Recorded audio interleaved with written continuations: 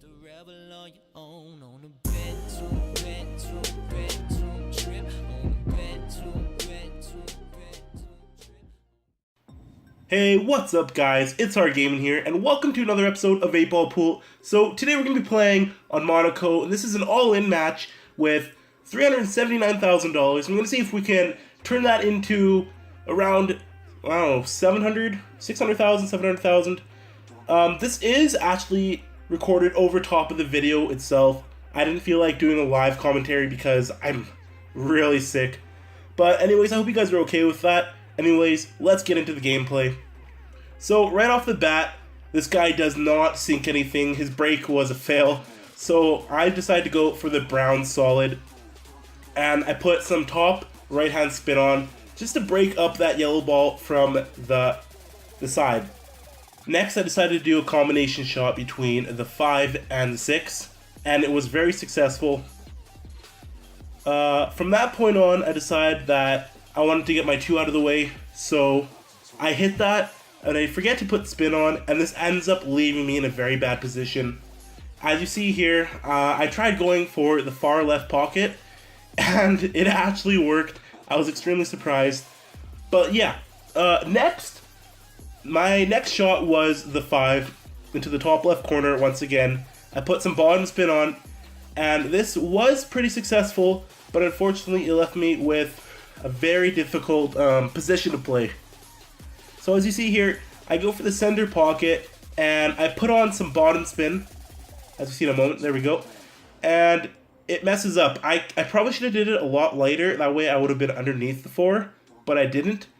This left me with a terrible position, and as you see here, I just smack it.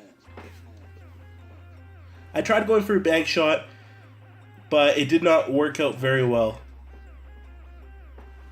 So yeah, I placed it underneath, and it missed.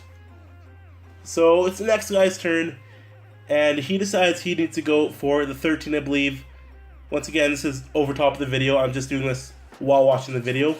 Or yeah, so he goes for the 13. He doesn't put any spin on, and this puts him down below by the bottom right pocket. Next he goes for the 10, and he actually hits the knuckle, leaving me with a very open table. So next I go for the top left corner. An easy shot. But after that, you guys are going to be very disappointed in me. I thought maybe I could do a bank shot and get it into the bottom left corner. But I soon realized that if I hit it hard, the white ball would scratch on the bottom corner, or bottom middle pocket. So that was a failure. And then this guy takes on to the next turn, and he messes up. It was kind of sad actually, but he barely misses the pocket, and he just sits right by it. So I sink the black ball into the middle pocket, bringing us on to the next match. And overall, this is a good gameplay. I think he could have won if he hit it a little harder, but he didn't. So on to the next match. I break, and I do the standard break that most people do, going from the very bottom part of the white line and then hitting right on that 1. I potted 2 balls, but unfortunately everything was kind of in a bad position. So next I go for the, what was it again? Yeah, I go for the 10, and I put on some backspin, as you see in a second here. And this leaves me with a very nice shot on the 12. And you see as I do a combination shot to the top left pocket. Unfortunately, my shots after this get really bad, and you'll see here in a second. So yeah, I got the 12 and I also got the 14 in. That was a great shot. Next I go for the 11, and I end up potting the ball. It was extremely bad. I put the wrong spin on, and I felt bad about that. I was like, oh crap, you guys are going to see that and probably hate that. So this guy decides to go for the 3, leaving him on the 5.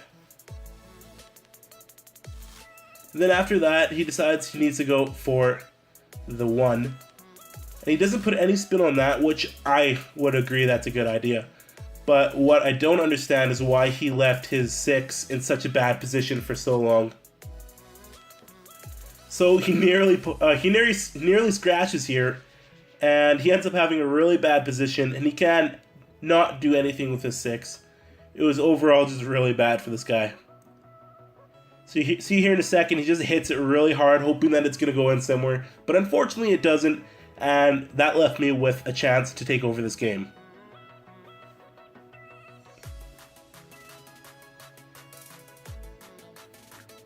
So as you see here, I think about going for the 15, but I realized that's a bad idea, I might scratch.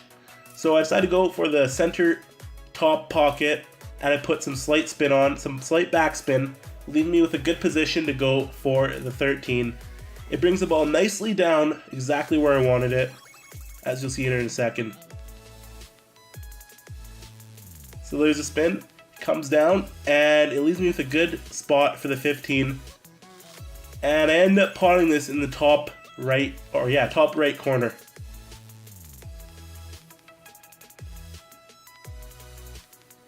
And this left me with a nice and open bottom left corner pocket.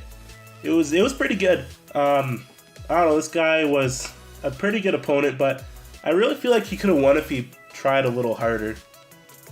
So I say thanks, and then I go on to the next match. Okay, now we're on to the $422,000 match against this guy named Tazar. I'm not sure how to say his name, but this is a double or nothing all in. If I lost this, I'd lose all my coins type of match. So, as you see, he goes for the standard break right against that 10, and he puts some... Oh wait, no, he doesn't even put spin on, that's right, I forgot. He does get one ball in, and next he goes for the orange ball into the bottom middle pocket, but soon after he has no chance at all. He thinks maybe he can hit this ball against 11, getting into the top pocket, which is a kind of a good idea, but it did not work out for him. So I decided to go for the 14 stripe, bringing the ball back towards the, what is it again? The 9, the 15, and the 11. I do a triple combination shot, and I actually get it in, guys. It was pretty awesome. As you see there, I almost scratched. I was a little scared there. Next, I go for the center pocket with the 9, and I do get it in, I believe. Oh, wait, no. My bad. Sorry about that, guys. I go for the bottom right pocket, and I put backspin on, I believe. Here we see. Yeah, there we go. Put backspin on, and it goes in nicely. Leave me with a good shot on the blue stripe. But unfortunately, this is where my downfall begins, as I end up scratching in the bottom right corner. Okay, next, this guy goes for the 2, and he gets it in nicely, leaving him with a nice open shot for the 1. It brings the ball up towards the top of the table, and he is on with the 4. This is kind of an indirect shot, but he makes it. It was pretty sweet. But now he has kind of a tricky position, as you see here. So he does end up getting this in, and he just smashes it. But he ends up hitting the black ball, and it was like perfect. It put him in the perfect position to win this game. So as you see here, he pots a 3 into the top corner with perfect position. And then he almost scratches, but he didn't. So that was a little bit bad for me. Anyways, we move on to the second match, and it is a bit better, as you obviously know that I'm probably going to win it because this game goes on for much longer. So I do the standard break once again against the 4, put backspin on, and I believe I get one ball in, which is a stripe.